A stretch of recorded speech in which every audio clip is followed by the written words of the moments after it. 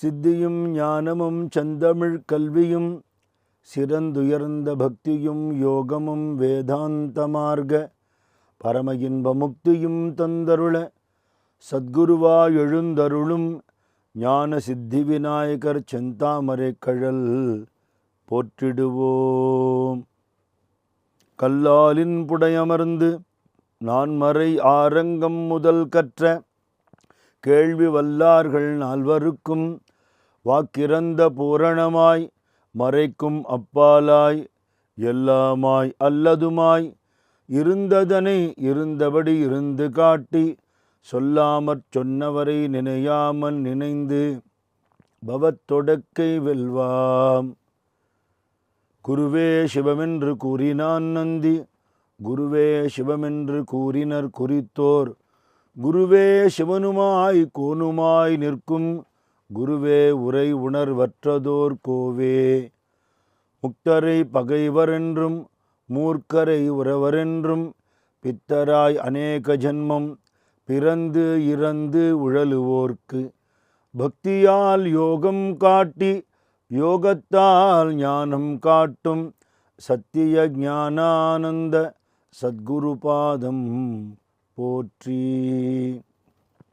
ஆலவாய் அண்ணல் செய்த அருட்பெரும் ஆடலெல்லாம் கோலமாம் தமிழில் செப்பி குறைவிலா பக்தி செல்வம் ஞாலம் வாழ் மக்கள் பெற்று நலமுடன் வாழத் தந்த சீலனாம் பரஞ்சோதி செவ்வடி சென்னி வைப்பாம்.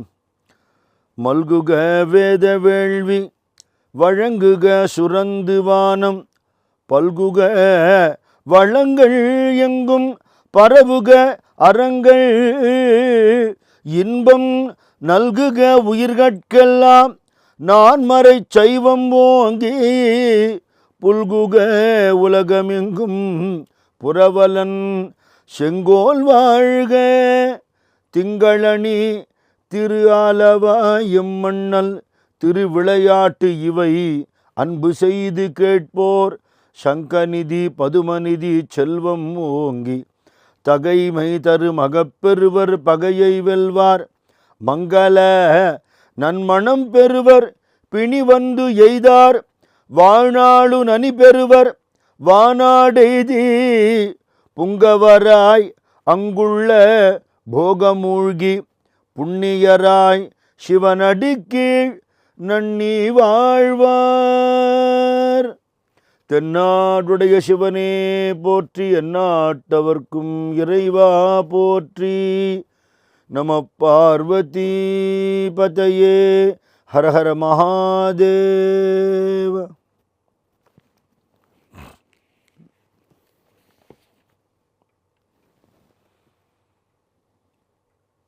காலத்தில் வாழ்க்கையில் என்னென்ன நடக்கணுமோ அது நடக்கிறதுனா ரொம்ப சந்தோஷப்படுவா எல்லாரும். ஒரு சீரான நீரோட்டம்னு சொல்லுவா. அது மாதிரி ஸ்மூத் செயிலிங் இன் லைஃப் அப்படின்னு எந்த காலத்தில் படித்து முடியணுமோ அந்த காலத்தில் படித்து முடியணும். பள்ளிக்கூடத்து மேலேயும் கிளாஸ் ரூம் மேலேயும் ரொம்ப பற்று இருந்து கமா போட்டுட்டே போகக்கூடாது. அடுத்தது என்ன, காலகாலத்தில் வேலை கிடைக்கணும். படித்து முடிச்சுட்டேன் ஊரூராக சுற்றின்னு இருக்கேன் வேலை கிடைக்கலன்னு திண்டாடாமல் டயத்தில் வேலை கிடைக்கிறது, நல்ல வேலையாக கிடைக்கிறது, ஜாப் சாட்டிஸ்ஃபேக்ஷன், வேலை பிடிச்சிருக்கு, நல்ல சம்பளம் கிடைக்கிறது, நல்ல ப்ரமோஷன், நல்ல ஆப்பர்ச்சுனிட்டிஸ், நல்ல அருமையான வாழ்க்கை துணை. ஆச்சாரியர் சொல்கிறா இல்லையா, ஷரீரம் சுரூபம் ததாவா களத்திரம் எச சாரு சித்திரம் தனம் மேரு துல்லியம்னு சொல்கிறேன். ஜம்முன்னு ஒரு பர்சனாலிட்டி, அதுக்கேற்ற மாதிரி ஒரு லைஃப் பார்ட்னர். எங்கே போனாலும் அப்படி ஒரு நல்ல பேர், ஃபேமஸ் நாட் நோட்டோரியஸ். எங்கே போனாலும் நல்ல பேர். அவரா அப்படி சொன்ன, அவனா அப்படி சொல்லாதபடிக்கு அப்படி இருக்கணும். எக்கச்சக்கமாக பணங்காசு செல்வம் செல்வாக்கு எல்லாம் இருக்குது அப்படின்னுட்டா அந்த வாழ்க்கையில் குறை சொல்ல முடியாது இல்லையா. அப்படி ஒரு வாழ்க்கையில் தான் இருக்கார் வாத ஊரார். அவருக்கு என்ன மனசில் ஒரு தாபம் இருக்குது, இவ்வளவும் சரீரம் சம்மந்தப்பட்டதுன்னா இந்த சரீரம் அழியறது எல்லாம் போயிடும், அது அழியவே வேண்டாம். கடைசி காலத்தில் எதுனாலையும் லாபமே இல்லை, உயிரே இருக்குது. நம்ம உடம்பே நமக்கு பாரமாக போய்டுறத ஒருத்தர் கையை நம்பி இருக்கிற காலத்தில் எவ்வளோ பணங்காசு இருந்தானே, எத்தனை வேலையாட்கள் இருந்தானே, எத்தனை சொந்தக்காராக இருந்தானே, என்ன பண்ண போகிறா யாரும்? அதுலேருந்து காப்பாற்றுறதுக்கு யாரால் முடியும்? அப்போது இந்த வாழ்க்கை சுழல்லேருந்து காப்பாற்றக்கூடிய ஒரு சத்குரு வேணுங்கிற ஒரு தாபம் ஏற்பட்டது. தாபம் அப்படிங்கிறது தான் தபஸுங்கிறது வந்தது. நமக்கு தாபம் இருக்க எதுலேயோ இருக்குது. பகவான் விஷயத்தில், குரு விஷயத்தில் வரணுமா, எனக்கு ஒரு சத்குரு வாய்க்கணுமே, அந்த குருவுக்கு நான் சேவை பண்ணணுமே, அவர் கருணைக்கு பாத்திரமாகணுமேனு வந்துடுத்துன்னா ஜெயிச்சுட்டான்னு அர்த்தம் வாழ்க்கையில். சாதாரணமாக உத்தியோகத்துலேயோ இல்லை வியாபாரத்துலேயோ எந்த நிலையில் இருக்கோமோ அதுலேயே ஒருத்தன் இருந்துட்டான்னா அது ஒரு பெருமை இல்லை. கிளார்க்காக ஜாயின் பண்ணேன் சார், கிளார்க்காக ரிட்டையர் ஆனேன், பெருமையாக அது அவமானம். ஏதோ பொட்டி கடை வச்சுட்டு இருந்தான்னா ஒரு 4-5 வருஷத்துலையாவது ஒரு மளிகை கடை வைக்கணும், டிபார்ட்மெண்டல் ஸ்டோர் வைக்கணும் அவன் நினைப்பான். அவரே சிவபுராணத்தில் பின்னாடி ஜென்மாக்களோட கிரமத்தெல்லாம் சொல்லிண்டுவார். புல்லாகி பூண்டாகி புழுவாகி மரமாகின்னு இவ்வளவு எடுத்திருக்கோம் பிறவின்னுட்டா, இதுக்கு அடுத்த பிறவி என்ன அப்படின்னா பிறவி இல்லாது இறைவனோட கலக்கர நிலைங்கிறது தான் தி அல்டிமேட். அப்போ அதை அடையணுங்கிற ஒரு அர்ஜ், ஒரு டெவலப் ஆகணும், இப்படியே இருக்கப்படாது அப்படிங்கிற ஒரு உன்னதமான ஸ்திதிக்கு போகணுங்கிற நிலைமை வந்துடுத்துன்னா அவளுக்கு இருப்பு கொள்ளாது. அதுதான் நிஜம். ஏதோ கோவிலுக்கு போனோமா, விபூதி இட்டுட்டோமா, பிரசாதம் கொடுத்தா வாங்கி சாப்பிட்டோமா, நேற்று கொஞ்சம் உப்பு கம்மியாக இருந்தது, இன்றைக்கி செத்த தேவலை அப்படின்னு கோவிலுக்கு போய்ட்டு வந்துட்டுருக்கோம். சத்சங்கத்துக்கு போகிறோம், இவர் விட அவர் நன்னா கதை சொல்கிறார் சார், அவர் நிறைய கோட் பண்ணுறார், இவர் நன்னா பாடுறார், இப்படி சொல்கிறோம். எது இன்டேக்கு, எது உள்ளுக்குள்ளே போச்சு, எது நம்மளை எலவேட் பண்ணிட்டு நம்ம உயர்றதுக்கான வழி என்ன? ஏன்னா இவரோட சரித்திரத்தில் அவ்வளவு சத்சங்கம் அனுபவிச்சிருக்காருன்னு இருக்கு. அத்தனை கிரந்தங்கள் வாசிச்சிருக்கார், அவ்வளவு சாதுக்களோடு பழகியிருக்கார், எல்லா விதமான சம்பிரதாயங்களும் தெரிஞ்சுட்டு இருக்கார். இப்போது தமிழ் சிறந்த மொழின்னு சொல்லணும்னா தமிழ் மட்டும் தெரிஞ்சவங்க சொல்லி பிரயோஜனம் இல்லை. எல்லா பாஷையும் தெரிஞ்ச பாரதியார் யாமறிந்த மொழிகளிலே தமிழ் மொழி போல் இனிதாவது எங்கும் காணோம்னு, அதுக்கு ஒரு வேல்யூ இருக்குது. எனக்கு தமிழே தெரியாது அப்படிங்கிறவன் தமிழ் வாழ்க்கைன்னு சொன்னால் அர்த்தம் இல்லையே. எல்லாம் தெரிஞ்சுண்டு நம்ம சனாதன தர்மத்தோட பெருமை, வேத தர்மத்தோட பெருமை, சிவத்தோட பெருமை, இதை தெரிஞ்சுண்டு அதில் ஒரு உறுதியோட திருப்தியோடு இருந்து மேல்நிலைக்கு போகணும். இந்த வாழ்க்கை எனக்கு சுகமாக இருக்குன்னு இது உழட்டின்னு இருக்கப்படாதுங்கிற ஒரு எண்ணம் வந்துடுது. அவரால் கம்ஃபர்டபுளாக சீஃப் மினிஸ்டர் போஸ்ட்டில் ராஜா ரொம்ப சௌக்கியமாக வச்சுருக்கார், வித் ஆல் ஃபெசிலிட்டிஸ், இருப்பு கொள்ள. அப்படி வரணுமே இல்லையா? சித்தார்த்தில் சௌக்கியமாக தான் வச்சுட்டு இருந்தார். அப்பா கஷ்டத்தை கண்ணால் பையன் பார்க்கப்படாதுன்னு பொத்தி வச்சுருந்தார். வயசான வாழை பார்த்ததே இல்லையா, வியாதிக்காரால் பார்த்ததே இல்லையா, டெட் பாடியை பார்த்ததே இல்லையா, அப்படி தான் சரித்திரம் சொல்கிறது. அப்படி வெளியில் எக்ஸ்போஸ் ஆகாத பிள்ளையை வச்சுருந்தார். ஒரு நாளைக்கு யாரோ ஒரு சர்வெண்ட் ஒருத்தனோட சேர்ந்து எத்தனை நாளைக்கு தான் ஒரு கூண்டுக்குள்ளேயே இருக்கிறது, அப்படி வெளியில் வந்துட்டார் அப்பாவுக்கு தெரியாமல். அப்போது ஒரு வயசானவரை பார்த்தார், ஒரு வியாதிக்காரனை பார்த்தார், ஒரு பணத்தை பார்த்தார்னு சொல்லப்படுறது. இது என்னதுன்னு கேட்குறார் அவர். ஏன் இந்த ஆள் இப்படி இருக்கார்? இவர் ஒரு காலத்தில் உங்களை மாதிரி தாங்க இருந்தார், இப்போ இப்படி ஆயிட்டார். நானும் சின்ன வயசில் நல்லா தான் இருந்தேன், இப்போ கிழவன் ஆகிட்டேன், இவர் என்னை விட கிழவர், நாளைக்கு நீங்களும் இப்படி தான் ஆவாள், உங்கள் அப்பாவும் இப்படி தான் ஆவார்னு அவரால் ஏற்றுக்க முடியல. முதுமைங்கிற ஒரு பாயிண்ட் அவருக்கு தோணவே இல்லை. அந்த சர்வெண்ட்டு சொல்கிறான், நீங்கள் குழந்தையா இருந்தீங்க இல்லையா? ஆமாம். அதெல்லாம் உங்களுக்கு நினைவு இருக்காது, அம்மா அப்பா சொல்லியிருப்பாங்க. அப்புறம் சின்ன பையனாகி விளையாடுனதுலாம் நினைவு இருக்கா? அதெல்லாம் நினைவு இருக்குது. அதுக்கப்புறம் இப்போ நீங்கள் இளைஞன் ஆகிட்டீங்களா? ஆமாம். அப்போ இதுக்கு அடுத்து ஒன்று இருந்து தானே தீரணும், அது வந்துடுமே, தவிர்க்க முடியாத. அப்புறம் அந்த சரீரம்னு இருந்தால் அதுக்கு வியாதி வரும், ஆரோக்கியம் வியாதி, மூப்பு இளமை, இந்த துவந்தங்கள் ரெட்டைகள் தவிர்க்க முடியாது. அது மாதிரி பிறந்தோங்கிற அப்புறம் இறந்தோங்கிறது ஒரு நாள் வந்தே தீரும். அப்படின்னா அப்போ இந்த அரண்மனை, இந்த வாழ்க்கை, இந்த போகம் எல்லாமே எனக்கு வயசாகி உடம்பு முடியாமல் போய் நான் சாகர மட்டுக்கும் தானா? அப்போ இது என்ன பிரயோஜனம்? இப்போ ஏதாவது ஒரு விஷயம் இருந்து அதில் எனக்கு மரணமோ வியாதியோ மூப்போ வராமல் இருக்குமானால், இல்லை வந்தால் அதை என்னால் எதிர்கொள்ள முடியுமானால் அந்த நிலைக்கு நான் போகணும்னு கிளம்பி போய் தான் சித்தார்த்தர் புத்தர் ஆனார்னு சரித்திரம் நம்ம படிச்சிருக்கோம். அந்த அர்ஜு வந்துடுத்துனா உள்ளுக்குள்ளே இருப்பு கொள்ளாத நிலை, அதான் சக்தி நிபாதம்னு சொல்கிறோம் ஆன்மீக டெர்மினாலஜியில்.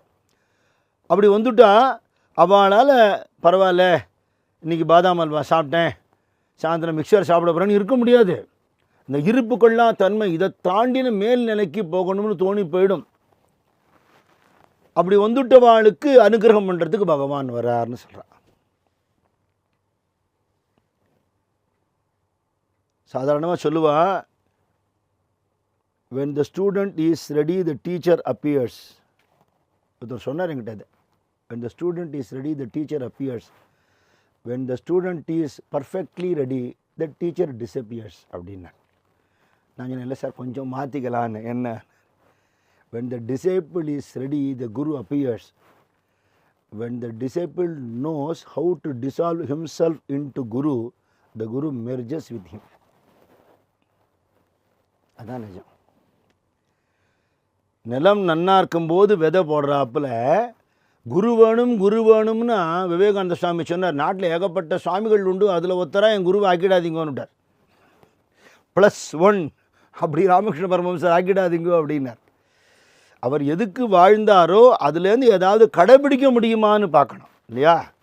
அதுதான் பிரசாதம். நிஜமான பிரசாதம் வந்து சக்கரை பொங்கலோ வடையோ இல்லை, அவாட்டேந்து நம்ம என்ன எடுத்துக்க முடியும், நம்ம வாழ்க்கையில் எதை கடைபிடிக்க முடியும். அப்படி அவர் இத்தனையும் படித்தது கேட்டது எல்லாம் உள் வாங்கின்றதோட நிலை என்ன? சத்சங்கத்தோட பிரயோஜனம் ஆச்சாரியால் சொல்கிறா, சத்சங்கத்துவே நிஸ்ஸங்கத்துவம்னு சொல்கிறா. ஏகாந்தத்தில் நாட்டம் உனக்கு வந்துடுத்துன்னா நீ பண்ணின சத்சங்கத்துக்கு பிரயோஜனம் இருக்குங்கிற இல்லையா? இந்த கூட்டமும் வேணும், சத்சங்கமும் வேணும், வேதபாராயணம் வேணும், பஜனை வேணும், பூஜை வேணும், நடுவில் அந்த சாரத்தை எடுத்துட்டு ஏகாந்தமாக அனுபவிக்கவும் தெரியணும். அசை போடணும் உள்ள. ஞானானந்த சுவாமி சொல்லுவார், மாடு எல்லா இடத்துலையும் புல்லு மேய்ச்சிட்டு ஒரு ஓரத்தில் உட்காந்து அசை போடும்பார். அது மாதிரி உள்ள அசை போடணும். அதுதான் நிஸ்ஸங்கம். அந்த நிஸ்ஸங்கம் வந்துடுத்துன்னா நிர்மோகத்துவம் வந்துடுத்துங்கிற ஆச்சாரியால். ஒன்றை தவிர இன்னொரு ஆள் இல்லை, இன்னொரு வஸ்து இல்லைன்னுட்டா யார் மேலே விருப்பு, யார் மேலே வெறுப்பு, ராகத்வேஷத்துக்கு வழி என்ன இல்லையா?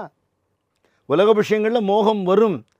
இதை தாண்டி ஈஸ்வர கிருபையை நினச்சி குரு கிருபையை நினச்சி போக போக போக பகவான்கிட்ட அட்டாச் ஆகும்போது ஆட்டோமேட்டிக்காக அங்கேருந்து டிட்டாச் ஆகிடுவோம்.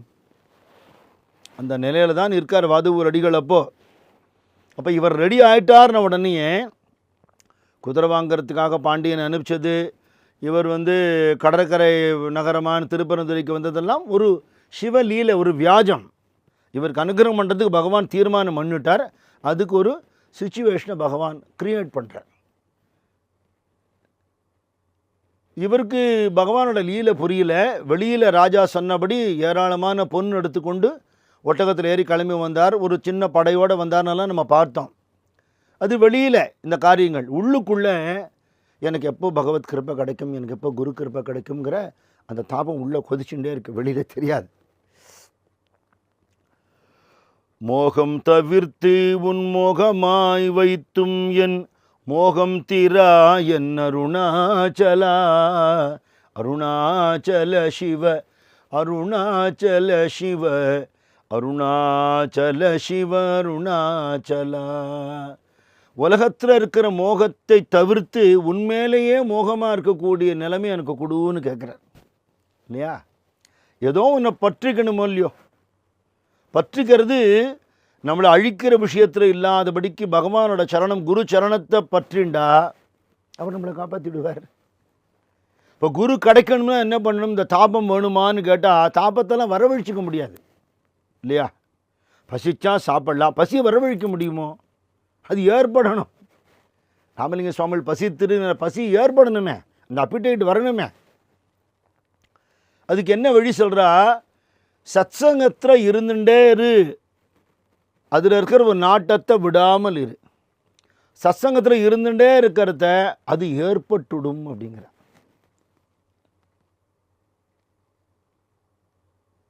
பப்ளிக் லைஃப்பில் ரொம்ப சக்ஸஸ்ஃபுல்லாக இருக்கிறவருடைய லைஃப் ஹிஸ்ட்ரி எல்லாம் படிக்கிறோம். நமக்கு எந்த லைன் பிடிச்சிருக்கோ அந்த லைனில் யார் வந்து அச்சீவ் பண்ணாலும் அவளை பற்றி படிக்கிறோம், கேட்குறோம்னுட்டா அது மாதிரி ஆகணும்னு ஒரு உத்வேகம் வருமோ இல்லையோ? அது குவைட் நேச்சுரல். சங்கீதமாக இருக்கட்டும், நாட்டியமாக இருக்கட்டும், கிரிக்கெட்டாக இருக்கட்டும், சினிமாவாக இருக்கட்டும், what ever be the line. அப்படி மகான்கள் சரித்திரத்தை படிக்கவும் கேட்கவும் அவளுடைய பாடல்களை சொல்லிகிட்டே இருக்க இருக்க இருக்க சத்சங்கத்தில் ஃபிசிக்கலி இருக்கிறது மட்டும் இல்லை, சத்சங்கத்தில் மனசு தோஞ்சி இருக்கிறது. ஞானானந்த சத்குரு சொல்லுவார், ஞாபகத்தோடு இருப்போம்பர். அதான் message. The essence of all messages என்ன? எப்பவும் பகவானோட ஞாபகத்தோடு, குருவோட ஞாபகத்தோடு இருப்போம்பர். இப்போ அந்த ஞாபகங்கிறதுலையே நம்ம ஏற்கனவே பார்த்துருக்கோம் சுவாமி சொன்னதை, ஞானம் பக்தி கர்மாங்கிறதோட முதல் லெட்டர் தான் ஞாபகங்கிறது. அப்போது குருவை நினச்சுட்டே இருக்கிறது அதுதான் ஞானம் பக்தி கர்மா. பகவானை நினச்சிட்டே இருக்கிறது அதுதான் ஞானம் பக்தி கர்மா. ரெண்டும் முன்னூன்னு நினச்சிட்டே இருக்கிறது அதுதான் ஞானம் பக்தி கர்மா. உலகத்தில் பார்க்கறது எல்லாமே ஈஸ்வரனை தவிர குருவை தவிர எதுவுமே இல்லைங்கிற தெளிவோடு இருக்கிறது. அப்படி இருக்கிறவாளுக்கு சத் சங்கத்தில் இருந்துகிட்டே இருக்கணும். ஜஸ்ட் பி இன் டச், அவ்வளோதான். அப்படி இருந்துகிட்டே இருந்தோம்னா ஒரு நாள் அது வாய்க்கும். குலோப் ஜாமுன் உருண்டை பண்ணி அடுப்புலேருந்து எடுத்து தூக்கி ஜீராவில் போட்டுவிட்டால் உடனே அது சாஃப்ட் ஆகாது. It takes time, but it will happen. அப்படி சத்சங்கத்திலே இருந்ததோட அந்த பரிபக்குவம் ஏற்பட்டு அவர் இங்கேருந்து திருப்பரந்துரைக்கு வராருன்னு பார்த்தோம். அங்கே பொதுவாக பக்தி உள்ளவா எந்த கோவிலை பார்த்தாலும் கும்பிட்டுட்டு போவா, அது ஒரு வழக்கம்.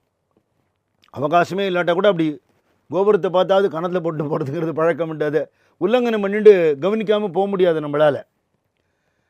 அங்கே உள்ளுக்குள்ளே வேத கோஷம் கேட்கிறது, இனிமையான இசை கேட்கிறது, ஏராளமான அடியார்கள் உள்ளே இருக்காப்புல அந்த ஒரு சத்சங்கத்தோடைய புனிதமான துவனி கேட்கிறது. ஏற்கனவே கோவிலை பார்த்தவொடனே உருகிவிடுவார். இதுக்கு முந்தின பாடல்கள்லேயே வெண்ண மாதிரி அவர் மனசு உருகி இருக்குன்னு பரஞ்சோதி முனிவர் சொல்லியிருக்கார்.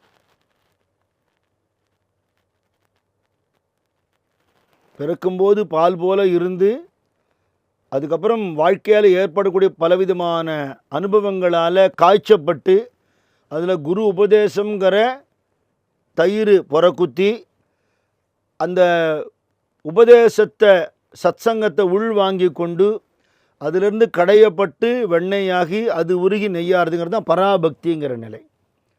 வெண்ணெய்ங்கிறது ஞானம்னு சொல்கிறது. அதான் கைவல்ய நவநீதம்னே ஒரு புஸ்தகம் உண்டு.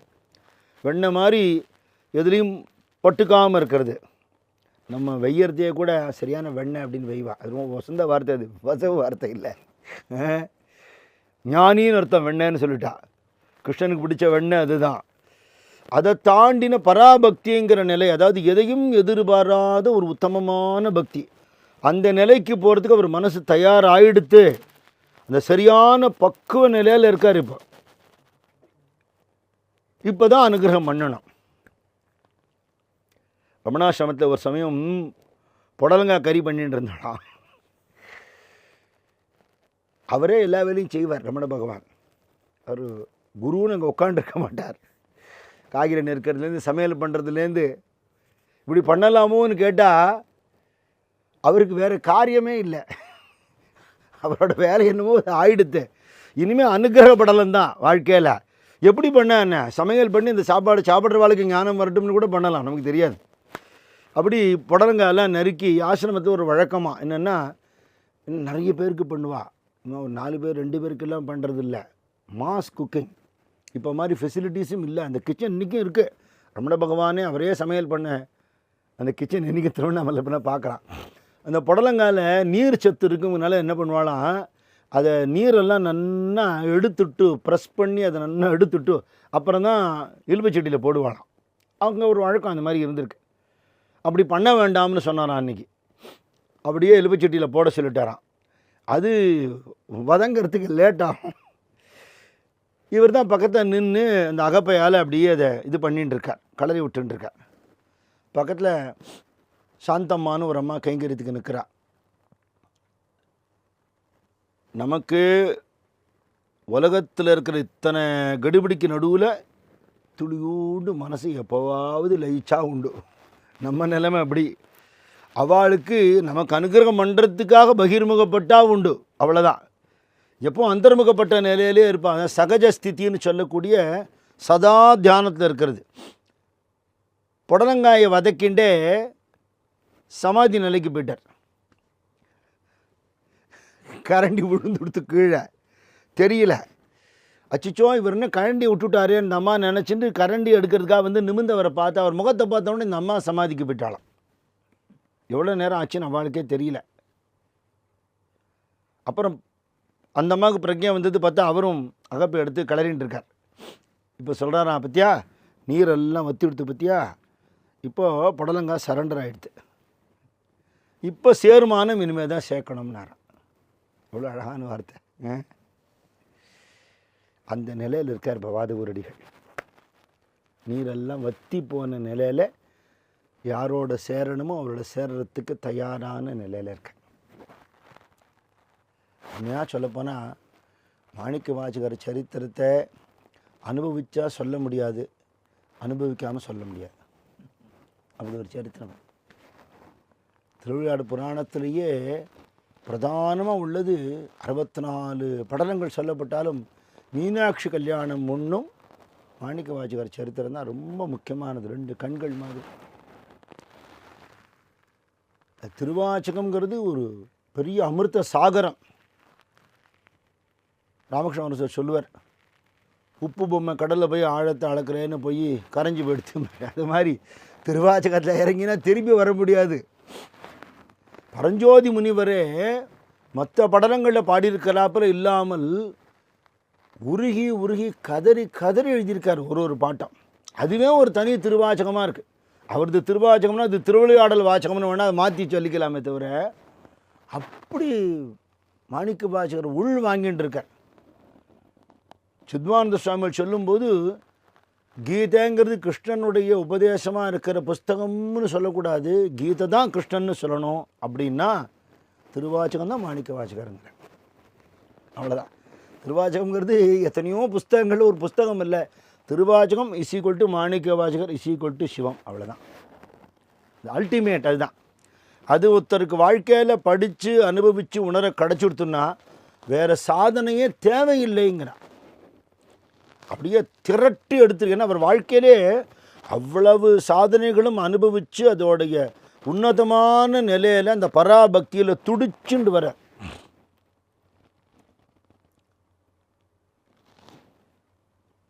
அந்த சப்தம் கேட்டு இறங்கி வந்தார். குளத்தில் ஸ்நானம் பண்ணிட்டு பிரதட்சணமாக வந்துட்டு கோவில் வாசலில் வாயிலை அடைந்து உடலம் மண்ணுற விழுந்து வேயிலை அடைந்தவரை மெய்ப்புகழ் வழுத்தினார். வாசலில் ஒரு நமஸ்காரம் பண்ணிட்டு உள்ளே போய் திருநெல்வேலியில் லீலை பண்ணின நெல்லையப்பரோட லீலையே சொன்னார்னு நம்ம முந்தின படலத்தில் பார்த்தோம். வேயினா மூங்கில், வேணுமனநாதர்னு பேர் நெல்லையப்பருக்கு.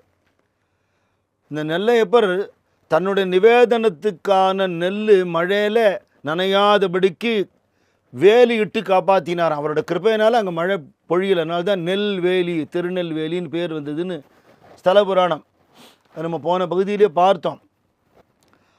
அதை சொல்கிறார் ஒரு வார்த்தையால் பரஞ்சோதி முனிவர். இதோட அர்த்தம் என்ன அப்படின்னா, எவ்வளோ வேணால் லௌகீக துன்பங்கள் அவன் பிராரப்தத்தினால வரட்டும், பக்தி உள்ளவனுக்கு அது வராமல் நான் காப்பாற்றுவேன்னு அர்த்தம். நெல்லை மட்டும் வேலி போட்டு காப்பாற்றலை, நம்மளையும் வேலி போட்டு காப்பாற்றுறார். எப்படி தெரியுறதுன்னா, ஒத்தொத்தம் படுற அல்லலை பார்த்தோம்னா சாமி நம்மளை எப்படி வச்சுட்டு இருக்கார், உள்ளங்கையில் வச்சு எப்படி தாங்குறாருன்னு நமக்கு தெரியுறது. இது நம்ம சாமர்த்தியம் இல்லை, நமக்கு பக்தியில் இன்னும் வரவும் இல்லை, அவரோட கருணையால் நம்மளை காப்பாற்றுறார் இல்லையா.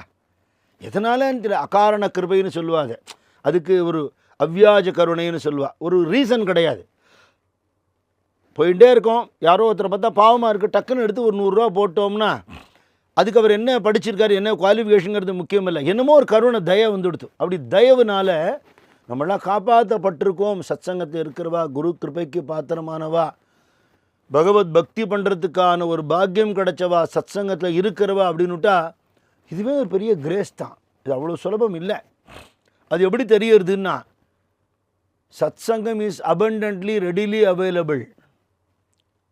Nobody is ready to utilize the opportunity. பார்க்குறோம் நாம். மகாராணி முரளிதர சுவாமி ஒரு தடவை சொன்னார், சினிமா தியேட்டரில் இருக்கிற கூட்டம், ரயில்வே ஸ்டேஷன், பஸ் ஸ்டாண்டு இத்தியாதி இடங்களில் எவ்வளவு கூட்டங்கள் பார்க்குறோமோ, சில இடங்கள் பேர் திருப்பி சொல்லக்கூட முடியாது. அந்த கூட்டம் ஏன் சத்சங்கத்தில் வரமாட்டேங்கிறது? அதுக்கு பழகினவா தானே வரா. எத்தனை சத்சங்கம் ஃப்ரீ, என்ட்ரன்ஸ் ஃப்ரீ, யார் வேணா வரலாம். வாசல்ல பஜனை பண்ணிட்டு போகிறா, வேதபாராயணம் பண்ணிட்டு போகிறா, ஸ்பீக்கரில் நமக்கு கேட்குறது ஸ்தோத்திரங்கள்லாம், வரவாளுக்கெல்லாம் பிரசாதம் கொடுக்குறா, அன்போடு பழகிறா. பகவான் அலங்காரம் பண்ணிட்டு கம்பீரமாக நமக்கு அனுகிரகம் பண்ணுறதுக்காக கோவிலில் உட்காந்துட்டு இருக்கார். நம்ம வரமாட்டேங்கிறோங்கிறதுக்காக திருவிழா உற்சவமூர்த்தியாக கூட வரார். இத்தனையும் பயன்படுத்திக்காமல் இருக்கோமே அப்படின்னா அது எவ்வளவு துர்லபம்னு தெரிகிறது. அதை பயன்படுத்திக்க கிடைச்சவாள்னா எவ்வளோ பாக்கியசாலிகள்னு தெரிகிறது. அப்படி விழுந்து நமஸ்காரம் பண்ணிட்டு உள்ளுக்குள்ளே போகிறார். ஆலயமருங்கு வலமாக வருவார் முன் மூல மறை ஓதி முடியாத பொருள் தன்னை சீலமுனிவோர் தெளிய மோன வழி தேற்றும் கோலம் உரைகின்றதோர் குருந்தை எதிர்கண்டார். வேதங்கள் எத்தனையோ காலமாக ஓதியும் சொல்லி மாளாது பெருமை உள்ள ஆதி மூலமான பரம்பொருள் எதுவோ, நல்ல ஒழுக்கம் சீலம் தபஸ் இருக்கிற முனிவர்களுக்கு தெளிவான ஞானத்தை தரக்கூடியது எதுவோ, சனகாதிகளுக்கு மௌனத்தினால் உபதேசம் பண்ணின பரபிரம்மம் எதுவோ, அது எந்த குருந்த மரத்தடியில் உட்கார்ந்துருக்கோ அந்த மரத்தை பார்த்தாருங்கிறார். சுவாமி உட்காந்துக்கிற தெரியறதுக்கு முன்னாடி இந்த மரம் தான் தெரியும். பொதுவாக நல்லா பூஜை பண்ணுற இடத்துக்கு உள்ளே போனாலே அந்த சாநித்தியம் நமக்கு தெரியும். சாதாரண வீடுகளுக்கு போகிறதுக்கும் பூஜை நடக்கிற இடங்கிறதுக்கு போகிறதுக்கும் வித்தியாசம் தெரியும். அதே மாதிரி ஒரு கோவிலுங்கிற பேரில் கமர்ஷியல் ஆக்டிவிட்டீஸ் இருக்கிற இடத்துக்கு போகிறதுக்கும் நிஜமாகவே ஸ்ரத்தா பக்தியோடு இருக்கிற கோவிலுக்கு போகிறதுக்கும் நல்ல வித்தியாசம் தெரியும். இதுக்கு ஒன்றும் பெரிய பேராமீட்டர்லாம் வேணாம், நம்ம மனசே கண்டுபிடிச்சிடும். அப்படி போய் ஒரு நிமிஷம் உட்காண்ட உடனே டக்குன்னு மனசில் ஒரு அமைதி, ஒரு சாந்தி வந்துடும். இது எனிபடி கேன் ஃபைண்ட் திஸ், ஒரு பெரிய விஷயம் இல்லை இது. அப்படி சிவ சாநித்தியம் இருக்கிற இடத்துக்கு போனால் அமைதி உண்டாகும்னா சிவம் உட்காந்துட்டு இருக்காங்க. சிவமே உட்கார்ந்துருக்கு பிரத்யக்ஷமாக. வேதாந்தம் எது பரபிரம்மஸ்வரூபமாக நிர்குணமாக சொல்லப்படுறதோ அதுவே சகுண ரூபம் எடுத்துண்டு ராமகிருஷ்ண பரமஹம்சர் சொல்வார், அன்பினால் குளிர்ந்து வடிவம் எடுத்துக்கொள்கிறான் ஈஸ்வரன்னு சொல்லுவார். அப்படி வடிவம் எடுத்துண்டு உட்கார்ந்துட்டு இருக்கார். அந்த அவரை சுற்றி நிறைய பக்தர்கள் இருக்கான்.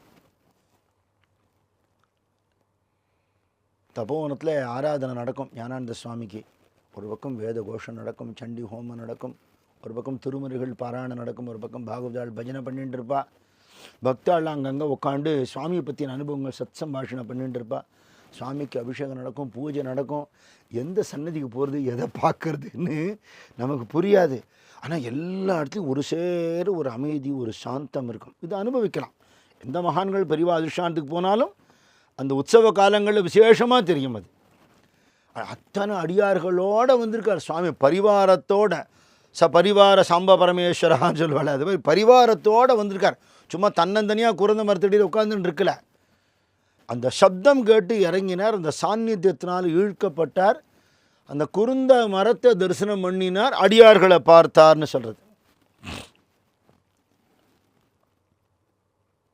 சுரேஸ்வராச்சாரியார் மானசோல்லாசம்ங்கிற வியாக்கியானத்தை சொல்கிறாராம். ஈஸ்வரோர் குரு ஆத்மேதி மூர்த்தி பேத விபாகினே வியோமவத் வியாப்த தேகாய தட்சிணாமூர்த்தையே நமஹா அப்படின்னு சொல்கிறாராம். ஈஸ்வரனாகவும் குருவாகவும் ஆத்மஸ்வரூபமாகவும் இருக்கக்கூடிய ஞான பரவெளி வெட்ட வெளி ஆகாசமாக இருக்கக்கூடிய தட்சிணாமூர்த்திக்கு நமஸ்காரம்னு சொல்கிறார். கோவிலில் தெற்கு பக்கம் பார்த்து உட்காந்து சனகாதிகளுக்கு சின்முத்திரை காட்டின்னு இருக்கிறது மட்டும்தான் அவர் வடிவம் இல்லை.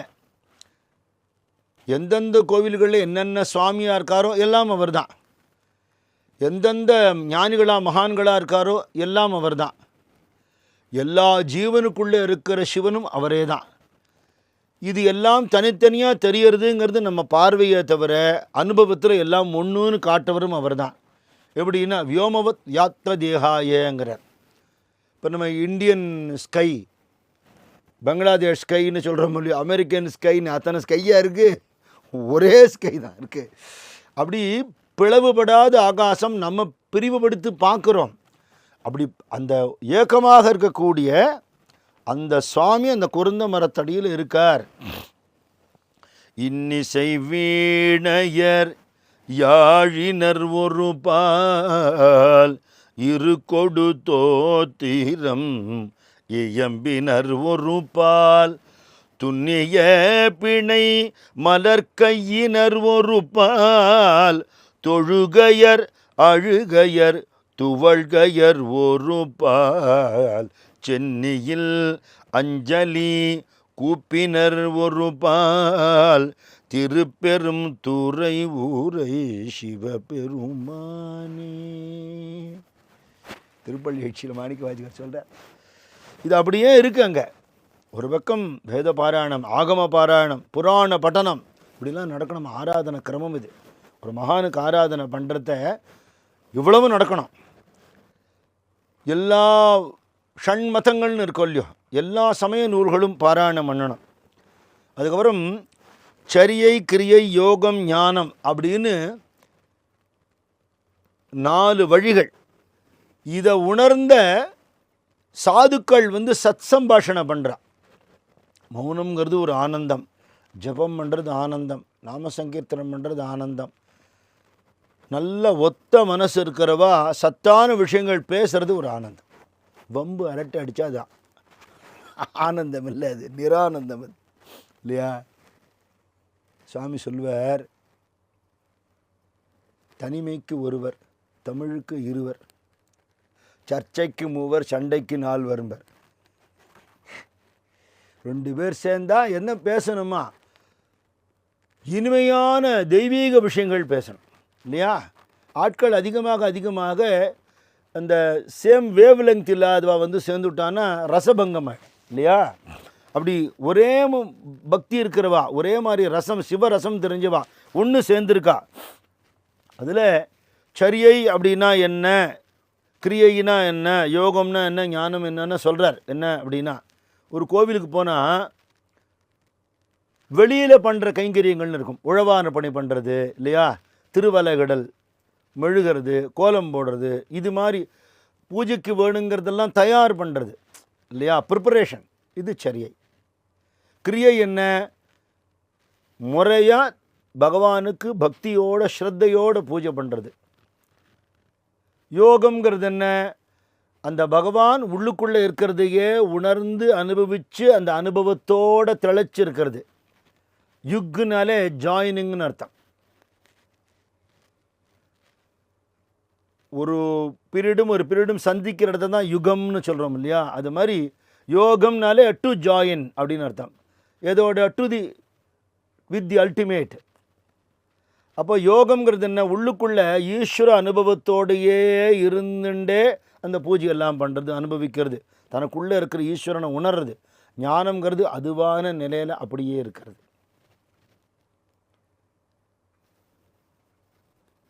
ஒன்று அரும்பு, ஒன்று மலர், ஒன்று காய், ஒன்று கனின்னு சொல்கிறேன். சரிங்கிறது ஆரம்பகால ப்ரிலிமினரி சர்வீசஸ், அது அரும்பு.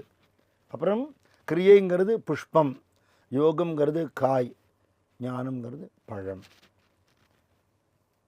சுவாமி கோவிலுக்கு புஷ்பம் எடுத்துன்னு போகிறோம் இல்லையா, தேங்காய் கொண்டு போகிறோம், அரும்புகள் கொண்டு போகிறோம், பழம் கொண்டு போகிறோம்.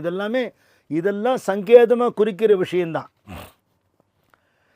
சரியை வல்லமை தொண்டரும் சம்புவுக்கு இனிய கிரியை செய்யும் நன்மைந்தரும் கிளர் சிவயோகம் தெரியும் சாதக கேளிரும் தேசிக தன்மை புரியும் போதக செல்வரும் அளவில் அற்பொலியே. அந்த சாதுக்களை அப்படியே செக்ஷனாக பிரித்து வர்ணிக்கிறார் பரஞ்சோதி முனிவர். மாணிக்க வாசகர் பார்க்குறத இவர் பார்த்து நமக்கு சொல்கிறார் அப்படியே. அது மாதிரி மெய் தொண்டர்களாக சரியை பண்ணக்கூடியவா, சம்புவுக்கு இனிய கிரியை பண்ணக்கூடிய, சுவாமிக்கு பிடிச்ச மாதிரி பூஜை பண்ணணும். அது என்ன முக்கியம். கல்லை விட்டு எறிஞ்சார் பிரேமையோட சாக்கிய நாயனார் சுவாமி ஏற்றுண்டார். புஷ்பத்தை போட்டால் மன்மதன் எரிச்சு விட்டார்னா நோக்கம் சரியில்லைங்கிறதான் விஷயம். அந்த பாவம் முக்கியம். அப்படி சிவயோகம் பண்ணக்கூடியவா, ஞானிகளான தேசிகர்களானவா, இவாலாம் அளவிலருங்கிறார். ஏகப்பட்ட பேர் உட்காண்டிருக்கா. அப்புறம் ஒழிந்த நோன்பினர் ஆடலர் பாடர் உலகம் பழித்த செய்கையர் அழுகையர் நகையினர் பாசம் கழித்த கண்ணினால் அரண் உரு கண்டு கொண்டு உலகில் விழித்த கண் குருடாய் திரி வீரரும் பலரால். எல்லா விதமான விரதங்களையும் அனுஷ்டிச்சு அதோடைய பூரணத்துவமான நிலையில் இருக்கிறவா, இனிமேல் பண்ண வேண்டியது ஒன்றும் இல்லைங்கிற நிலையில் இருக்கிறவா, பகவானை ஆடிக்கொண்டும் பாடிக்கொண்டும் ஒரு உண்மத்த நிலையில் இருக்கிறவா. அதனால உலகம் அவள் என்ன சொல்லும், உலகம் பழித்த சேகர் கிறுக்கு பைய. அபிராம் பட்டருக்கு தான் பேர், ராமகிருஷ்ண பரமசருக்கு தான் பேர், சேஷாத்ரி சுவாமிகளுக்கு அதுதான் பேர், மகாகவி பாரதியாருக்கு அதான் பேர், மீராபாய்க்கு அவாத்தில் அதுதான் பேர் இல்லையா. நம்ம லௌகீக பைத்தியமாக இருந்தது ஞானிகளை பைத்தியம்னு ஒரு பட்டம் கட்டிட்டு போயிடுறோம். உலகம் பழித்த செய்கையர், அவளுக்கு நம்ம பார்க்குற பார்வை வேறு, அவள் பார்க்குற பார்வை வேறு, அது நம்மளால் புரிஞ்சிக்க முடியாது. திடீர்னு சிரிப்பா, திடீர்னு அழுவா. அழுகையர் நகையினருங்கிறார். பகவானோட கிருப்பையை நினச்சி ஆனந்த கண்ணீர் வரும். இன்னும் உன்னோட கலக்காமல் இன்னும் பாக்கி இருக்கே நினச்சி ஒரு தாபத்தோட கூடின அழுக வரும். நம்ம இருக்கிற நிலைமையை பார்த்து நம்மள மாதிரி ஐயோ இப்படி அசடுகளாக இருக்கே நம்மளை பார்த்து ஒரு சிரிப்பு, ஒரு எகத்தாளம் வரும். அப்படி விதவிதமான மனோபாவங்களை ஞானிகள்கிட்ட பார்க்கலாம். சேஷாத்ரி சுவாமி நமஸ்காரம் பண்ணால் அவன் மனசில் என்ன இருக்குங்கிறத சொல்லிவிடுவார். அதனால் எல்லோரும் அவர் கண்டாலே பயப்படுவான் திருவண்ணாமலையில். பாசம் கழித்த கண்ணினால், லௌகீக ஆசாபாசங்கள் இல்லாத அந்த கண்களால் எங்கும் அறனுருவே கண்டு, பார்க்குற இடம்லாம் சிவமயமாக பார்த்து உலகில் விழித்த கண் குருடாய் திரி வீரரும் பலரார். அவளுக்கு உலகத்தில் இருக்கிற விஷயங்கள் தெரியாது, ஆந்தைக்கு பகலில் கண்ணு தெரியாதுங்கிற மாதிரி அவளுக்கு ஈஸ்வர சாநித்தியம் மட்டும் தெரியுங்கிறனால மக்கள் அவளை குருடுன்னு நினச்சிப்பாளாம். நம்ம விஷயங்கள்லாம் அவளுக்கு காதில் கேட்காதுங்கனால செவிடுன்னு நினச்சிப்பா. நம்ம கேட்டால் சரியாக ரிப்ளை பண்ண மாட்டான், அதனால் ஊமேன்னு நினச்சிப்பா. நம்ம கொடுக்குற சர்டிஃபிகேட்டை பற்றி கவலையே படாமல் அவளாகவே இருப்பாள். ஞானிகள் ஜடபரதர் சரித்திரம் அப்படி தான் சொல்கிறது இல்லையா, ரிஷப யோகீஸ்வரர் சரித்திரம் அப்படி தான் இருக்குது. கரவில்லா உள்ளமாம் விஷும்பிடை காசர விளங்கும் பரசிலா சுடர்க்கு உதயம் ஈரின்மையால் பகலும் இரவும் நேர்பட கண்டிலர் இயன்றிசை நித்த விரதமாதி நோன்பிழந்து உரை விஞ்சகர் பலரால். அழகான விஷயங்கள். காத்தால் ஏந்திருந்து வெடிகாத்தால் சந்தியாவனம் பண்ணணும், மாத்தியானியம் பண்ணணும், சாயங்காலம் சந்தியாவனம் பண்ணணும், காலத்தில் சுவாமிக்கு பூஜைகள் பண்ணணும், பிரதோஷ காலத்தில் விசேஷமாக பூஜை பண்ணணும். இப்படியெல்லாம் கிரமங்கள் இருக்கோ இல்லையோ நமக்கு. ஏன்னா லௌகீகத்துக்கே ஓடுற மனசு, அதை பிடிச்சி எடுத்து சுவாமிகிட்ட போடுறதுக்கு இந்த டைம் டேபிள் நமக்கு போட்டு கொடுத்துருக்கா இல்லையா. டைம் டேபிள் ஸ்டூடெண்ட்டுக்கு தானே, வாத்தியாருக்கு என்னத்துக்கு?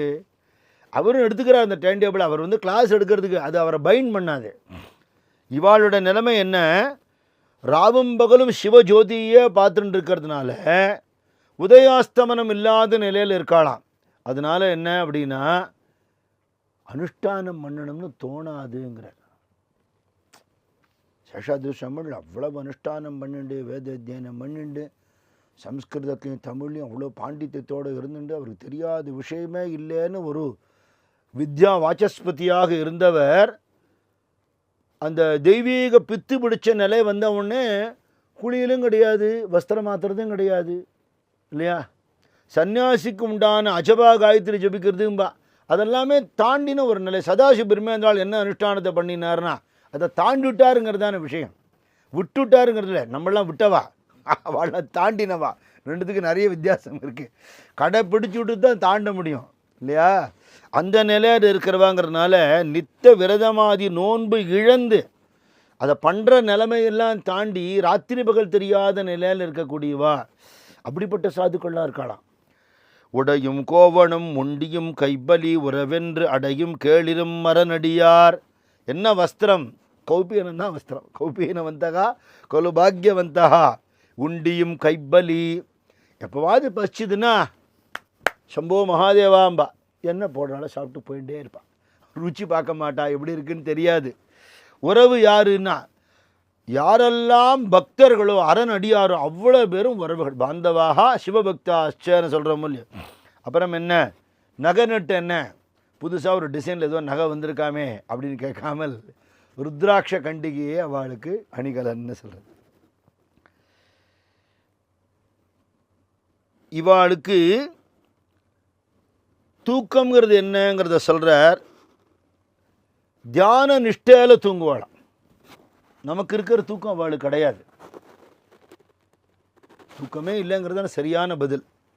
மகான்களோட ஷெட்யூலில் நீங்கள் பெரிய பெரிய மகான்கள் இதெல்லாம் கேட்டேன்னா தூங்காத மகான்கள்லாம் உண்டு. சில பேர் பேருக்கு ஏதோ 2-3 மணி நேரம் ஒரு யோக நிதியில் இருந்துட்டு எழுந்துக்கிறவா உண்டு. அந்த மாதிரி தொடர்ந்து இருந்தோம்னா நம்ம ஆஸ்பத்திரியில் போய் படுத்துக்க வேண்டியதுதான். அவளுக்கு ஒன்றுமே பண்ணாது. காரணம் என்ன? லௌகீகத்தில் வறுபட்டு நமக்கு டயர்ட்னஸ் வருது. அவள் எப்பவுமே ஸ்பிரிச்சுவாலிட்டியில் இருக்கிறதுனால ஆனந்தமாக பிளிஸ்ஃபுல்லாக இருக்கா. அசதியே இல்லை. அசதியை வசதியாக்கி அறிவை பேரறிவாக்குவதுங்கிறது ஞானிகளோட நிலை. டயர்ட்னஸ் இருக்காது, எப்பவும் ஃப்ரெஷ்ஷாக இருப்பாள். இந்த வயசில் பெரியவா ஆகாரமும் இல்லாமல் தன்னை நடந்திருக்காரே, நம்மளால் கற்பனை பண்ண முடியுமா? இல்லையா? அப்படி இருக்கிறவா எங்கே தூங்குவான் அப்படின்னு கேட்டால், எந்த விதமான எண்ணங்களும் எழாத நிலைன்னு ஒன்று இருக்கு இல்லையா? இப்போ நம்மளோட தூக்கம் எடுத்துட்டா நம்ம தூங்குகிறோம், உடம்பு படுத்துக்கிறது, நல்லா தூங்கினதுக்கப்புறம் மனசு புத்தியெல்லாம் வேலை செய்யாமல் போய் எந்த எண்ணங்களும் எழாத இருக்குது நமக்கு. ஆனால் அது நமக்கு தெரியல. அவள் பிரஜையோடைய எண்ணம் எழாதபடி பண்ணிட்டு அந்த நிலையில் ரெஸ்ட் எடுத்துப்பாளாம். அதுக்கு சுஷுப்தின்னு பேர். அந்த மாதிரி தொண்டர்கள் இதெல்லாம் பார்த்துட்டே வராரவர். பக்தாள் ஒத்தொத்தரையும் பார்த்து பார்த்து என்ன சாதுக்களை பார்த்து வந்தனம் பண்ணினா தான் அவள் கிருப்பை கிடைச்சாதான் ஈஸ்வர கிருப்பை கிடைக்கும். அடியார்களுடைய அருள் ரொம்ப முக்கியமாக சொல்லியிருக்கு நம்ம தர்மத்தில். இப்படி எல்லா தொண்டர்களையும் பார்த்து கொண்டே வரும்பொழுது இத்தகைய பல தொண்டர்தம் குழாத்தியடை ஆலம் ஒத்த பைங்குறுந்தடியில் யோக ஆசனத்தில் புத்தகத்து எழுதிய சிவஞானமை இப்போதம் கைத்தலம் தரிப்பதோர் கருணையை கண்டார். இத்தனை தொண்டர்களுக்கு நடுவில் இவாளுக்கு எல்லாருக்கும் சென்டர் ஆஃப் அட்ராக்ஷனாக ஒருத்தர் குருந்த மரத்தடியில் யோக ஆசனத்தில் கையில் சிவஞான போதம்ங்கிற புஸ்தகத்தை வச்சுன்னு இருக்கார். அது படிக்க வேண்டிய அவசியமும் இல்லை அவருக்கு. அதை வச்சு அவர் லெக்சர் பண்ண வேண்டிய அவசியமும் இல்லை. ஒரு அடையாளம், அவ்வளோதான். கையில் வச்சுன்னு இருக்கார். கைத்தலம் தரித்திருப்பதோர் கருணையை கண்டா. சுவாமியை பார்த்தார்னு சொல்லலை, கருணையே வடிவம் எடுத்து சுவாமி இங்கே உட்காந்துருக்கார். எதுக்குன்னா, இந்த ஸ்வரூபம், இந்த அவதாரம், இந்த ஒரு வடிவம் உனக்கு அனுகிரகம் பண்ணுறதுக்காகவே, எக்ஸ்க்ளூசிவ்லி ஃபார் யூ, மாணிக்க வாசகருக்காகவே எடுத்த ஒரு தனி வடிவம் அது, இல்லையா? ஒரு அவதாரத்துக்கும் ஒரு நோக்கம் உண்டோ இல்லையா? இந்த அவதாரம் நோக்கம் என்ன? பாதவூரருக்கு அனுகிரகம் பண்ணுறதுக்காகவே எடுத்த வடிவமாக, கருணையே வடிவமாக சுவாமி அங்கே உட்காண்டிருக்கார். நிமிர்ந்து சுவாமியை பார்த்த உடனே பார்க்க முடியல, கண்ணில் அப்படியே ஜலம் கொட்டுறது. வெளியிலேருந்து பார்க்கறதுக்கு ஒரு ஞான குருவாக தான் தெரிகிறார். இவர் உள் மனசில் சொல்கிறது இது சுவாமின்னு சொல்கிறது. அது கண்டுபிடிக்கணுமா? சிவவது திருஷ்யத்தே ஸ்ரீ குரு புண்ணிய கர்மனா, நரவது திருஷ்யத்தே ஸ்ரீ குரு பாப கர்மனா. குருவை சிவன்னு தெரிஞ்சுட்டானா அவன் புண்ணியாத்மா. என்ன மாதிரி அவனும் ஒரு மனுஷன் தானே நினச்சிவிட்டா அவன் பாப்பிங்க, இல்லையா? தெரிஞ்சுக்கணுமே. அவரோட கிருப்பை கிடைச்சதுனால அந்த தேஜோமயமான திருமேனியை பார்த்தார், அந்த கண்களில் இருக்கிற கருணையை பார்த்தார். பார்த்துட்டே இருக்கணும் போல இருக்குது, ஆனால் பார்க்க முடியல. கண்ணில் கண்ணீர் கொட்டுறது, கண்ணை தொடச்சிக்கிறார், உடம்பெல்லாம் நடுங்கிறது அப்படியே அவருக்கு. இப்படி ஒரு பாக்கியமா? எந்த குரு வேணும்னு நான் தேடி தேடி அலைஞ்சேனோ, குரு தத்துவமே எது சிவ தத்துவமாக இருக்கோ அந்த சுவாமின்னா இங்கே உட்காண்டிருக்காரு மனசில் பட்டுடுத்து. மன்றும் மாடிய ஆனந்த வடிவமும். சிதம்பரத்தில் இடதுகால தூக்கிட்டு நடனமாடுறவர் யாரோ, மதுரையம்பதியில் மீனாட்சி கல்யாணத்துக்கு வந்த பதஞ்சலி வியாக்கிரபாதருக்காக இங்கேயும் வெள்ளியம்பலத்தில் ஆடினவர் யாரோ, வடால் ஒன்றி நால்வருக்கு அசைவர உணர்த்திய உருவும்.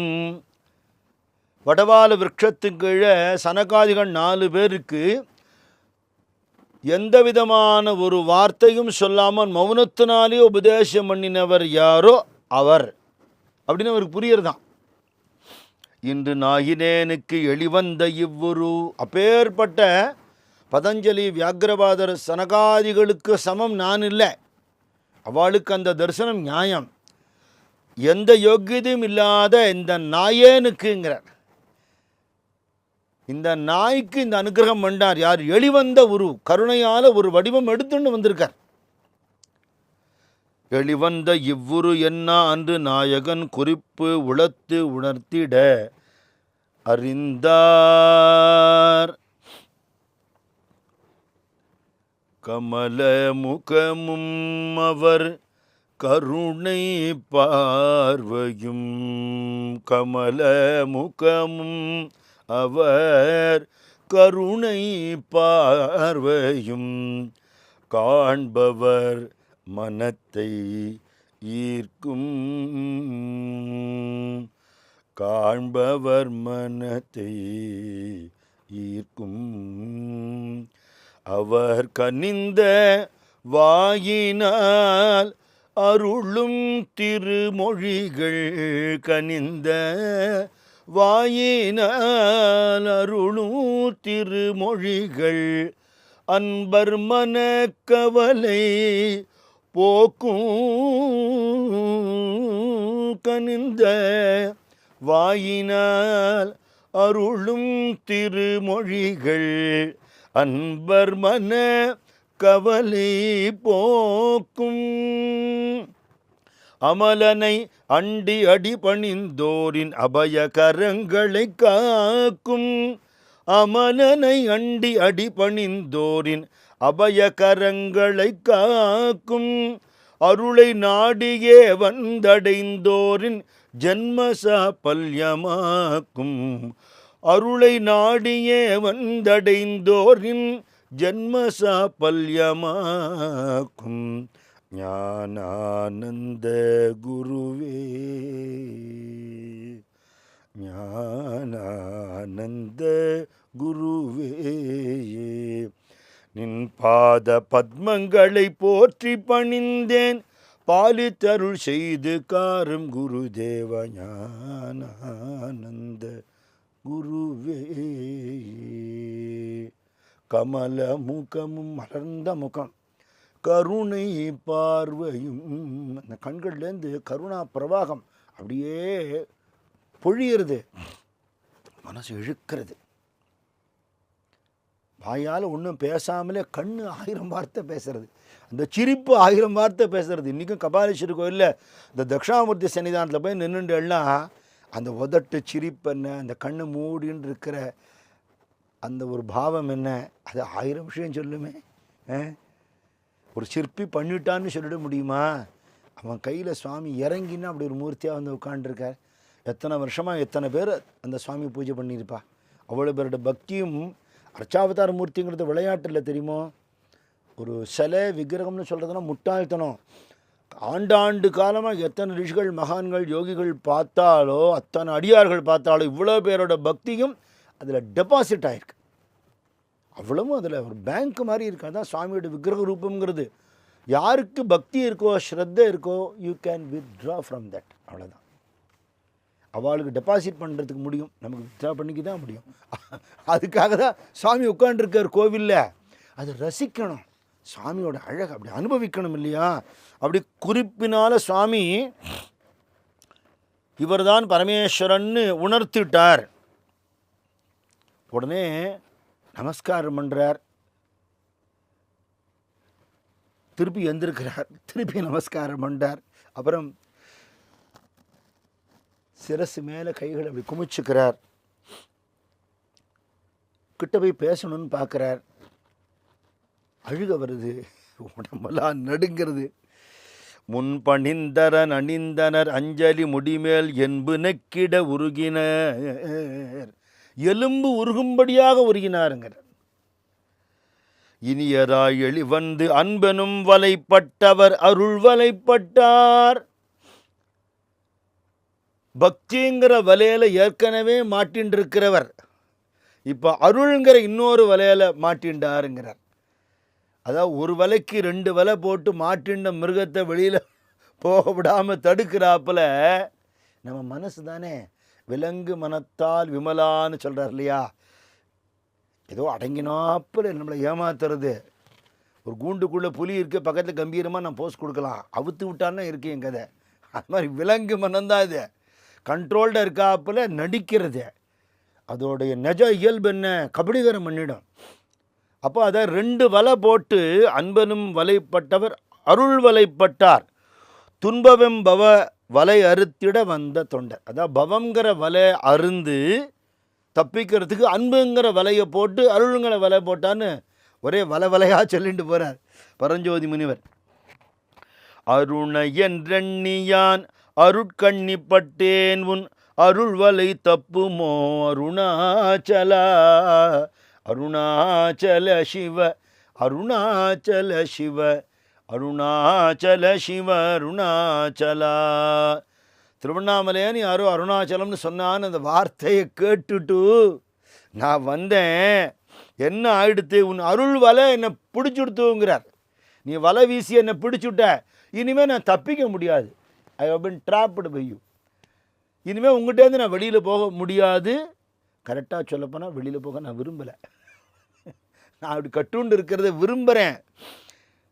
இது எப்படி இருக்குன்னா, ஒரு சிலந்தி அழகாக வலை பின்னும். யாரா பார்த்து அவார்டை கொடுக்க போகிறா? ஒன்றும் இல்லை, அது பிளானோடு தான் பின்னுறது. அது ஒரு நன்னா இருக்கே அப்படின்னுட்டு ஒரு பூச்சி அங்கே கிட்ட வேடிக்கை பார்க்க மாட்டினுடும். அப்புறம் இந்த சிலந்தி அதை சாப்பிட்டுடும். அது மாதிரி நீ வலை பின்னின, நான் வேடிக்கை பார்க்க வந்தேன், மாட்டினுட்டேன். நீ சாப்பிட்டுட்டு நான் இல்லாமல் பண்ணி நீயா இருக்க போகிறேங்கிற. சிந்தித்து அருட்பட சிலந்தி போல் கட்டி சிறையிட்டு உண்டனை அருணாச்சலா. அருணாச்சல சிவ அருணாச்சல சிவ அருணாச்சல சிவ அருணாச்சல.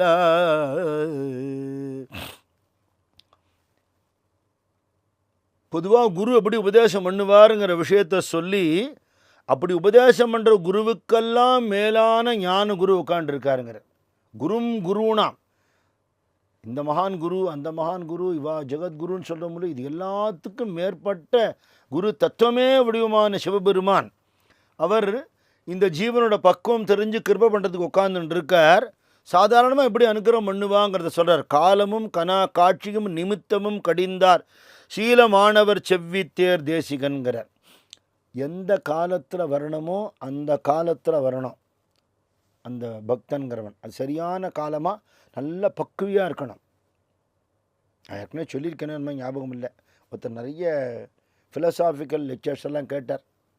கல்யாணம் ஆகி ஒரு ஒய்ஃபு ப்ரெக்னெண்ட்டாக இருந்தால் ரொம்ப மனசு வைராக்கியம் கொடுத்து நான் சன்னியாசம் வாங்கிக்க போகிறேன்னுட்டார். அது எப்படின்னா, காஃபி குடித்தா கொஞ்சம் நேரம் இந்த டேஸ்ட் நாக்கில் இருக்குமே, அவ்வளோதான் அதுக்கு வேல்யூ.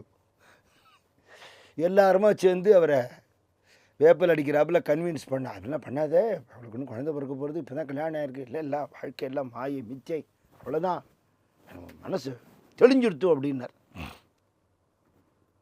அப்புறம் அந்த காஃபியோட டேஸ்ட்டு குறைஞ்சிடுத்தோம். ஃபேமிலி லைஃப்பில் தான் இருக்கார். அதுக்கப்புறம் 2 குழந்தைகள் பிறந்தது. இது துறவுக்கான விஷயம் இல்லை இல்லையா? உறவு துறவு ரெண்டும் கோஎக்ஸிஸ்ட் ஆக முடியாது, ஒன்றா இருக்க முடியாது இல்லையா? அதனால் என்ன சொல்கிறா, நீ குடும்பத்தோடு இருக்கியா, அதனால் தோஷம் இல்லைப்பா, எல்லாருக்கும் சன்னியாசம் ஒன்றும் விதிக்கப்படலை இல்லையா? உறவு இருக்கட்டும், அதோட அடியார்கள் உறவையும் சேர்த்துக்கோ, அதோட குருவோட உறவை சேர்த்துக்கோ, பகவானோட உறவை சேர்த்துக்கோ. You expand your family. Contract பண்ணிக்காமல் எக்ஸ்பேண்ட் பண்ணிக்கோ. விட்டுட்டு போகணும்னு நினைக்காமல் எல்லாரையும் உறவாக வச்சுக்கோ, எல்லாரையும் குடும்பமாக வச்சுக்கோ. ஒரு நாளைக்கு அந்த எக்ஸ்பேன்ஷன் உன்னை அகண்டத்திலே கொண்டு விட்டுடுங்கிற. அதுக்கான காலம் வரும். உரிய காலத்தில் தான் குரு உபதேசம் பண்ணுவார். பெரியவாளோட லீலையே ஒன்று உண்டு. ஒரு பையன் பெரியவாளை பார்க்க போயிட்டு, நான் நிறைய புஸ்தகம்லாம் படிச்சிருக்கேன், அப்படி என்னென்ன புக்கெல்லாம் படிச்சிருக்கேனோ எல்லாத்தையும் ஒப்பிக்கிறான். பெரியவாள்கிட்ட போய் இதெல்லாம் சொல்லி என்ன பண்ணுறது? அவர் இதெல்லாம் கடந்தவர், சர்வஜ்ஞமூர்த்தி. ஞானானந்த சுவாமி சொல்லுவார், ஏட்டில் உள்ளது கூட்டில் வரணும் அப்படிம்பார். அவன் அதெல்லாம் சர்பண்ட் பவர்லாம் படிச்சிருக்கேன், இதெல்லாம் படிச்சிருக்கேன், நான் அம்பாள்கிட்ட ரொம்ப பக்தி எனக்கு, அதனால் உங்கள்கிட்ட இன்றைக்கி மந்திரோபதேசம் வாங்கிட்டு பொண்ணு வந்திருக்கேன், நீங்கள் நாள் நல்ல நாள்னு பார்த்துன்னு வந்திருக்கேங்கிறான். நல்ல நாள் அவர் பார்க்கணுமா இவன் பார்க்கணுமா? காலம்ங்கிறதுக்கு சொல்கிறேன். அது பெரியவா சொன்னா ரொம்ப சந்தோஷம், அம்பாள் ரொம்ப பிடிக்குங்கிற, என்ன பண்ணுற அப்படின்னு கேட்டான். நம்மளாக இருந்தால் என்ன பக்குவம் இல்லாமல் தத்து பற்றின்னு வளர போயிட்டு வான்னு சொல்லிவிடுவோம். அவர் இப்படி சொல்லுவாரா? கருணாமூர்த்தி இல்லையா? நான் லலிதா சாஸ்திரநாமம் சொல்கிறேன், அர்ச்சனை பண்ணுறேன் ஸ்ரீ சக்கரத்துக்கு, போருமே, இதுக்கு மேலே என்ன வேணும் உனக்கு, எல்லாம் அதுலேயே இருக்கே அப்படின்னுட்டேன். இல்லை இதெல்லாம் வந்து ஒரு ப்ரிலிமினரி ஸ்டேஜ்னு எனக்கு தெரியும், இதை தாண்டி ரொம்ப ஹையர் ஸ்டேஜுக்கு போகணுன்னு பார்க்குறேன்னா அது சம்மந்தமாக எல்லா புக்கும் நான் வாசிச்சிருக்கேன், எனக்கு ஐ நீட் தி எக்ஸ்பீரியன்ஸ், நீங்கள் தான் எனக்கு அனுகிரகம் பண்ண முடியும். அவன் சொல்கிறான், எனக்கேற்ற குரு நீங்கள் தாங்கிறான். பெரியவாளுக்கு சர்டிஃபிகேட்டு அப்படியே எழுதியிருக்கேன் அந்த புஸ்தகத்தில். இந்த மாதிரி சிஷ்யம் உங்களுக்கு கிடைக்க மாட்டாங்கிற துணியே அதில் இருந்ததுன்னு. பெரியவா நீ பண்ணிகிட்டே வா, ஒரு காலம் வரும், அந்த காலத்தில் உனக்கு ஏற்ற குரு வந்து உபதேசம் பண்ணுவார் அப்படின்னு சொல்லிட்டார். He got disappointed. அப்போ நீங்கள் பண்ண மாட்டேடா அப்படின்னு ஒரு தாபத்தோடு கேட்குறான். அவனுக்கு அதுக்கு பக்குவம் இல்லை, அது அவருக்கு தெரியும். அவர் சொல்கிறார், சின்ன வயசில் நீ பிறந்தபோது உங்கள் அம்மா உனக்கு என்ன கொடுத்தா? அம்மா பால் கொடுத்தா. அப்புறம் எனக்கு அந்தந்த வயசில் செரிமானம் ஆகிற மாதிரி ஆகாரங்கள் கொடுப்பான், குழைச்ச சாதம் கொடுப்பான், அப்படி கொடுப்பான். இப்போ என்ன பண்ணுறா? இப்போ அம்மா எனக்கு பரிமாறுறா, நானே பெஞ்சு சாப்பிட்டுக்கிறேன். அது மாதிரி பால் பருவம்னு ஒன்று இருக்குது, பால பருவம்னு. நீ அந்த பருவத்தில் தான் இருக்க, குழந்தையாக இருக்க. நீ வளர்ந்து பெரியவனாகிறதுக்கான அந்த காலம் வரும், அப்போ குரு உன்னை தேடி வருவார்னுட்டார். காலமும் காலத்தை பார்த்து தான் குரு அனுகிரகம் பண்ணுவார். சும்மா வரவா போகிறவாளுக்கெல்லாம் பிட் நோட்டீஸ் கொடுக்குற மாதிரி என்ன ஞானத்தை கொடுக்க முடியாது. கனா காட்சியும் சொப்பனத்தில் வந்து குரு அனுகிரகம் பண்ணுவாராம். அப்படிலாம் உண்டு. சேஷாதி சுவாமி சரித்திரத்திலே நான் நேற்று கனவுல சொன்னேனே அப்படின்னு கேட்குறாரு. அவர் கனவுல வந்து அவள் சொல்கிறா, அது பிரக்கையோடு இருக்கிறத அவளை கேள்வியும் கேட்குறா. அப்படி உபதேசம் பண்ணுற மகான்கள் உண்டு. துக்காராமராஜ் சரித்திரத்தை சொப்பனத்திலே தான் பாண்டுரங்கனே குருவாக வந்து உபதேசம் பண்ணார்னு இருக்கு. அப்புறம் நிமித்தம், எந்த அவள் வர நேரத்தில் வரக்கூடிய சகுனங்கள், இதை பார்த்து சீலமான மாணவர்கள் சத் சிஷ்யாளுக்கு அனுகிரகம் பண்ணுவா பொதுவாக ஞானிகள். ஆனால் இந்த ஞானிக்கெல்லாம் ஞானியான பரமேஸ்வரனானவர், அவரோட ஹிருதயத்திலேயே இருக்கிறவர், இவருக்கு உபதேசம் பண்ண வேண்டிய காலம் இதுன்னு சுவாமிக்கு தெரியும் இல்லையா? அவர் கனாவில் போய் காட்சி கொடுத்தாராங்கிறது இல்லை, உலகத்தையே கனவாக பார்க்குற நிலைக்கு அவர் போயிட்டார். மீராபாயோட பாட்டு தமிழில் பாடுவோம், மோரி லாகி லக்ன தமிழில் பாடுவோம். இந்த உலக வாழ்க்கைங்கிறது எனக்கு ஏ ஜகுமாயா சபு சப்புன்னு நினைக்கிங்கிறா. இந்த வாழ்க்கையை நான் கனவில் கண்ட பொருள் போல் நினைத்தேன்னு வரும். வாழ்க்கையே கனவாக பார்க்கக்கூடிய நிலை எப்போ வரும்னா, நம்ம கனவு கண்டோங்கிறது முழிச்சுண்டா தானே வரும். அப்போ தானே தெரியும். கனவு கண்டுன்னு இருக்கும்போது கனவுன்னு தெரியாது இல்லையா? அது மாதிரி நமக்கு ஞான பிரஜை வந்தவொடனே வாழ்க்கை கனவாக தெரிஞ்சு போயிடும். அதனால் அப்படிப்பட்ட நிலையில் இருக்கார். எல்லா சகுனங்களும் சரியாகவே இருக்குது, அதை பார்க்க வேண்டிய அவசியம் இல்லாத சுவாமி. ஆகமங்கிறத சொன்னவர் யாரோ, வேதம் யாரை ஸ்துதி பண்ணுறதோ, மூல ஆகமம் போதினான் முறுக்கு அவிழ் கழிநீர் மாலை சாந்தணிந்து அடியின் மேல் வன்கழல் வீக்கி. எந்த திருவடிகளை வேதம் ஸ்துதி பண்ணுறதோ, சர்வஸ்ருதி சிரோரத்ன நீராஜீத பதாம்புஜம் வேதாந்தாம்புஜ சூர்யாபம் ஸ்ரீகுரும் சரணம் பிரஜே. கற்பூர நீராஜனம் பண்ணுறாப்புல வேத மந்திரங்கள் வந்து நீராஜனம் பண்ணுறதான் சுவாமி திருவடியை. பரமேஸ்வரனோட திருவடி சர்வஸ்ருதி சிரோரத்ன வேதாந்த வாக்கியங்கள் நீராஜீத பதாம்புஜம். அப்பேற்பட்ட ஞான சூரியனாக இருக்கக்கூடிய பகவான் தன்னுடைய அழகான திருவடிகளை அவருக்கு காட்டினார் அப்படின்னு சொல்கிறார். பேர்பட்ட ஒரு அனுகிரகம் இருக்குது மாணிக்க வாசகருக்கு. அவருக்கு அனுகிரகம் பண்ணினார் அப்படின்னு சுவாமியோட கருணை தேரத்தை அவர் வியந்து பாராட்டுறார். ஆனால் இதுக்கு ஒரு யோக்கியதை உள்ளவராக தன்னை அவர் எப்படி ஆக்கின்னு இருக்கார் இல்லையா? வாழ்க்கையில் ஆல் சாஃபிஸ்டிகேட்டட் லைஃப், எல்லா விதமான கம்ஃபர்ட்ஸ் இருந்து கூட இது விஷயம் இல்லை, இதெல்லாம் சரீர சம்மந்தப்பட்டது. இதை தாண்டின ஒரு விஷயம் எனக்கு உள்ளுக்குள்ளறதுக்காக நான் பாடுபட்டாகணும், சுவாமி அடைஞ்சாகணுங்கிற ஒரு தாபம் அவருக்கு ஏற்பட்டதுனால இல்லையோ, கைலாசபதியான பரமேஸ்வரனை இவருக்காக ஒரு வடிவம் எடுத்துட்டு குருவாக உட்கார்ந்துட்டு இருக்கார் அப்படின்னுட்டா அப்பேற்பட்ட ஒரு பாக்கியம் அவருக்கு. மாணிக்க வாசகருடைய சரித்திரத்தில் இதில் வாத ஊரார் அப்படின்னு சொல்லக்கூடிய தன்னவன் பிரம்மராயன்கிற அந்த மந்திரி இப்போ ஹீ சீஸ் டு எக்ஸிஸ்ட், அவ்வளோதான். யோகி ராமசுரத்குமார் சொல்கிறார், this beggar died at the feet of Papa Ramdas in 1952. Thereafter my father alone exist, nobody else, nothing else. அப்படி அவ்வளோதான் விஷயம். தென்னவன் பிரம்மராயன்கிற மந்திரி இல்லை. ஐயாவாள் வீட்டில் பஜனை பண்ணிட்டு இருக்கார். வாசலில் ஷாகாஜி ராஜாட்டேருந்து வந்த புது வேலைக்காரன் அந்த சிப்பாய் கேட்குறான், திவான் வீடுன்னு சொன்னாலே அடையாளம்லாம் சரியாக இருக்கே, திவானை காணுமே, வர பாகவதர் பாடின்னு இருக்காரு அப்படின்னுட்டு, யோ பாகவதரை திவான் எங்கேன்னு கேட்டான். அவர் சந்தோஷம் வந்துடுத்து, என்ன திவான் அவன் தெரிஞ்சுக்காம பாகவதரேன்னு விட்டானே, இதை விட எனக்கு பெரிய பட்டம் கொடுக்க முடியுமா அப்படின்னு சொல்லிட்டு திவான் செத்து போயிட்டாருன்னு போய் ராஜாவோட சொல்லுன்னு விட்டார். இவன் போய் சொன்ன உடனே ராஜா பதறி போய், உன்னை நான் அனுப்பலையே, யார் அனுப்பிச்சானா? மந்திரி அனுப்பிச்சான. ஐயா அவரெல்லாம் ரொம்ப பெரியவரையா, அவர் எப்படின்னா கூப்பிட்டேன்னா அனுப்பக்கூடாது, நான் தான் அவரை போய் பார்ப்பேன். போயிட்டாருன்னு சொல்கிறியே, ஏகப்பட்ட பேர் வந்திருக்காள், யாருமே இல்லை, யாரோ பாகவதர் வாசலில் பாடின்னு இருக்காங்க, இவன் ஒன்று டேலி ஆக மாட்டேங்கிறது. ராஜா நேரம் வந்து ஐயாவோட உட்காந்துன்னு இருக்கார். விழுந்து நமஸ்காரம் பண்ணி, சுவாமி இது என்னது, நீ கொடுக்காத பட்டத்தை உங்கள் ஆள் கொடுத்துட்டான், எனக்கு பாகவதரேன்னு கூப்பிட்டுட்டான், அந்த பட்டம் கிடைக்கவே கிடைக்காது, அதனால் திவான் இனிமேல் இல்லை, அவர் போயிட்டார்.